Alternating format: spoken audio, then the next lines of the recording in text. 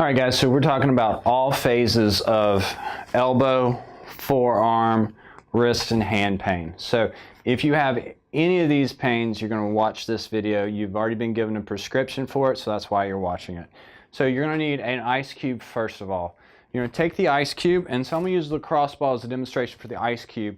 You're going to wrap it in a paper towel, and if you're having elbow pain or wrist pain, you're going to use that ice cube in a circular motion.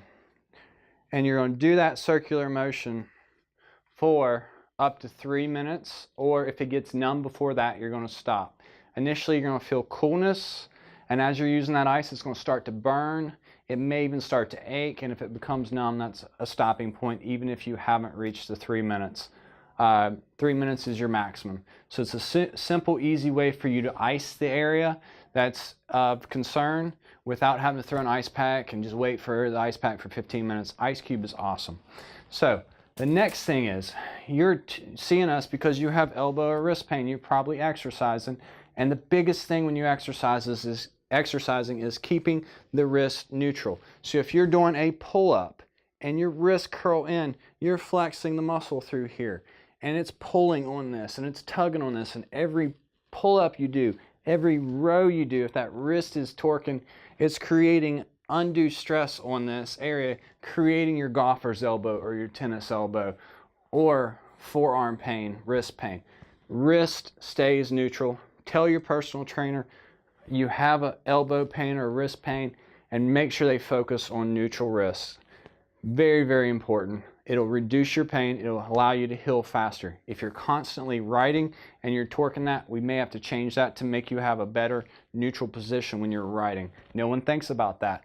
Or if you're typing, neutral wrist typing, not flex down like this or the keyboard up too high. Very, very important. So straight into how am I going to treat it at home? Voodoo floss is about the #1 thing I'm going to recommend for you to do at home.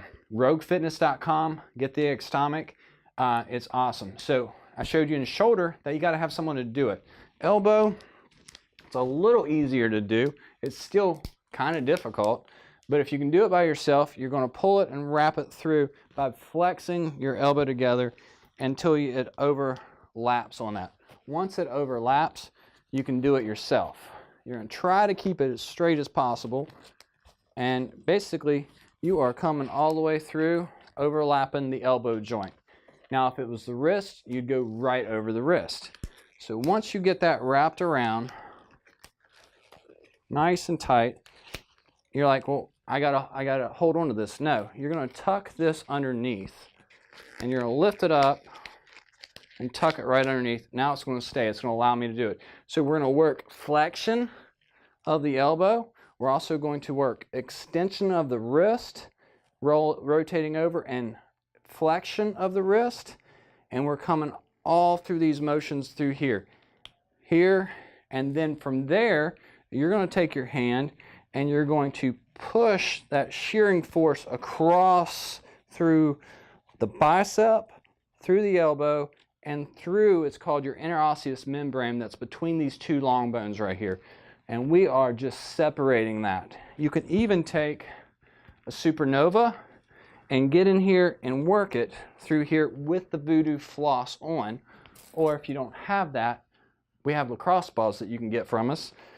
Work through here. Find that tender spot and dig in there, or get on the edges of it, 30 seconds on each of these tender spots.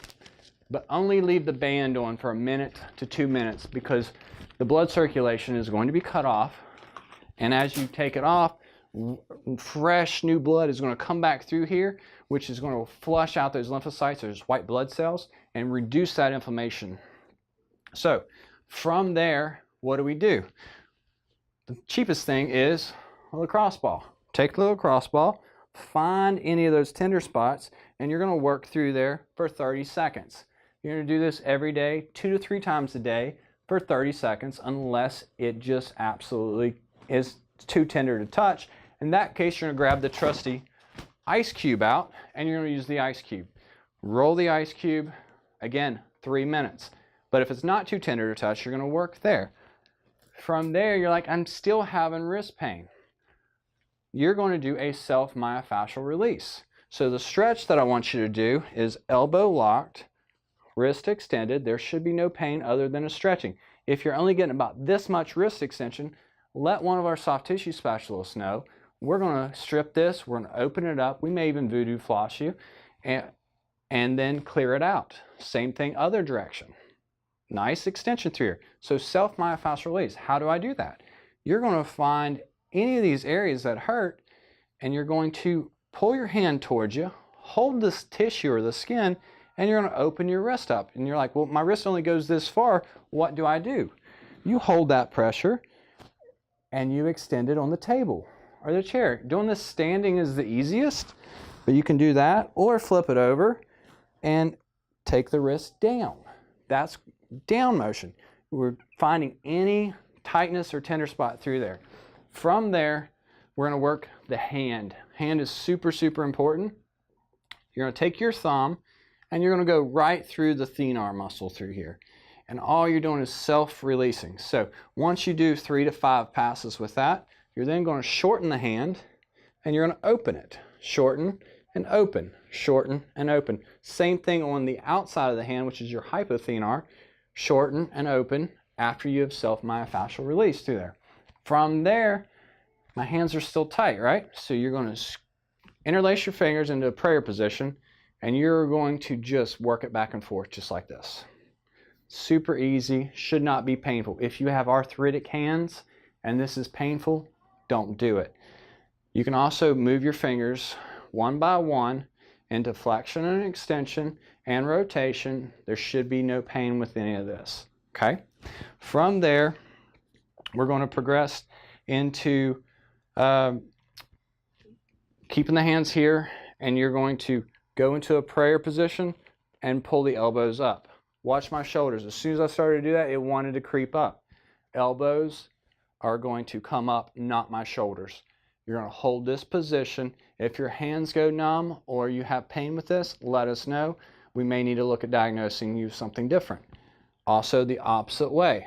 From there, you're going to hold this position, not allowing the shoulders to go up, and you're going to go forward, which is flexing and extending this area, and then you're going to go the other direction.